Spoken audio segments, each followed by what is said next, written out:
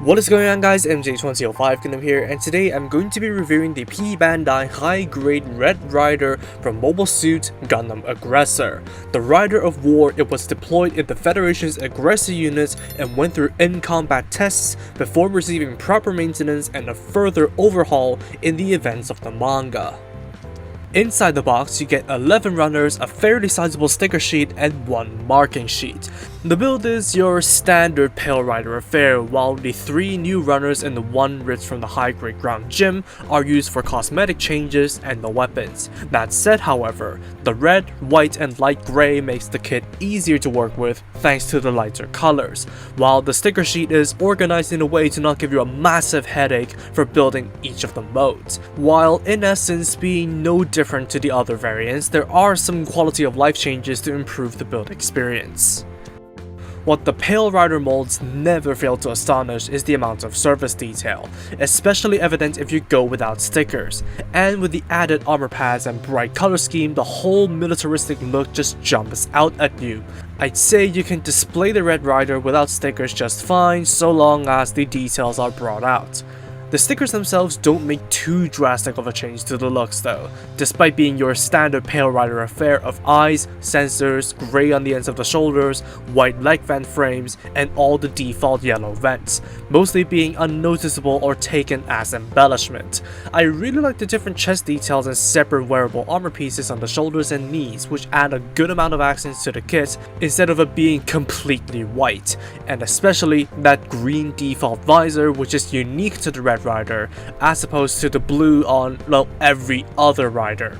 But there are also newly sculpted helmets and face parts should you want to replicate the look adopted after the Red Rider reached Jaburo for maintenance, as if seeing your significant other with glasses wearing contact lenses for the first time, which if you want to be a massive cheater, you can treat the yellow and gold interchangeably, steal some leftovers from your black and white riders, and use the helmet piece to offer you the option to activate the alternate mode without buying a second Red Rider, in my case the Ares mode. If you do have the stuff to pull off such a cheat, you're welcome. All in all, if you want a more conventional Pale Rider that has some spice and an implemented hack, this one will satisfy that want, especially after a quick touch-up with panel lining. For articulation, the head is on an unrestricted double polycap ball joint, while the shoulders are on swing forward polycap joints and unimpeded ball joints. The perpendicular arm raise can be achieved. There's a bicep swivel, double jointed elbows, and pathetically loose ball jointed wrists. Ab crunches are limited.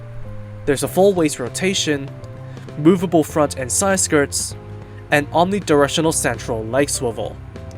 Only front kicks allowed, full side splits, there's a thigh rotation, double jointed knees, movable ankle armor, and a double ball jointed foot with a decent degree of movement.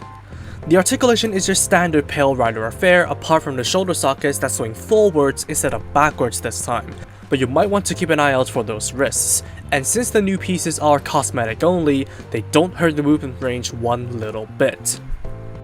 Accessories begin with the standard holding hands and a new angled right trigger finger hand, the last of which is for holding the specialized machine gun of the Red Rider, which features a moving foregrip and 2 custom beam effects for the dual beam saber function.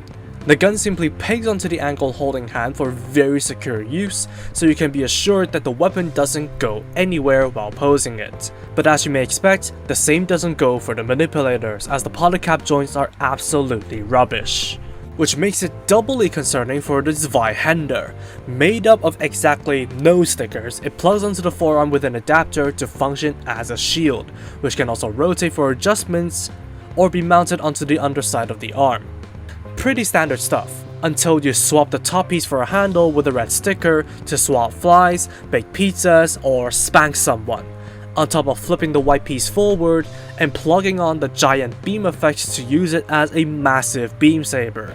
Clearly the best feature of this kit as a whole, until you consider the loose wrists making it almost impossible to use until you fortify them. It's a nightmare setting anything up with the manipulators constantly falling out, bearing the slightest bit of weight. On top of that, the standard ground loadout of machine gun with the foldable stock and foregrip, the beam saber with included beam, and shield with folding joints, and deployable kickstand are also included for you if you want to reflect the incomplete maintenance loadout of the Red Rider. Looks are to not be color coded, but hey, you gotta do what you gotta do to deploy as many units as possible within a short amount of time. Apart from the leftover stickers, you get everything minus the original shoulders and weapon mounting brace to revert this kit back to the original Pale Rider form. Nothing too special since the Red Rider doesn't deviate from that form too much. On top of that, there are a ton of joint pieces left over from the ground gym runner, which begs the question as to why they didn't mold the necessary parts into one tiny new runner in the first place.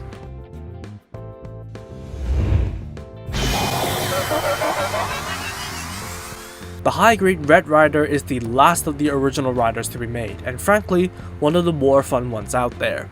It's not too ambitious at the expense of the kit like the White Rider, nor is it a formerly faceless adversary that no one cares about like the Black Rider. What it is essentially boils down to it being a melee-focused Pale Rider with extra armor plates, well-made weapons, and choices between a standard versus unique loadout, as well as spectacles versus contact lenses. However, as fun as this kit is, it brings up one of the major weaknesses in the Pale Rider line, the manipulators. The previous ones either have small and manageable or massive and assisted weapons. The Zweihander is neither of those, and it frankly needs those manipulators to be fortified in order for you to set anything up with it. That inconvenience aside though, the Red Rider is thoroughly enjoyable and a perfect choice to go for if you want a melee focused rider variant, especially if you're thinking about dabbling into the Pale Rider kits. And that's all for me. Thank you for watching, drop a like and comment if you did enjoy the video, subscribe for more content like this, and feel free to follow me on social media with the links down below. That said, take it easy, stay safe, and I'll see you all in the next video. Peace out guys, bye bye.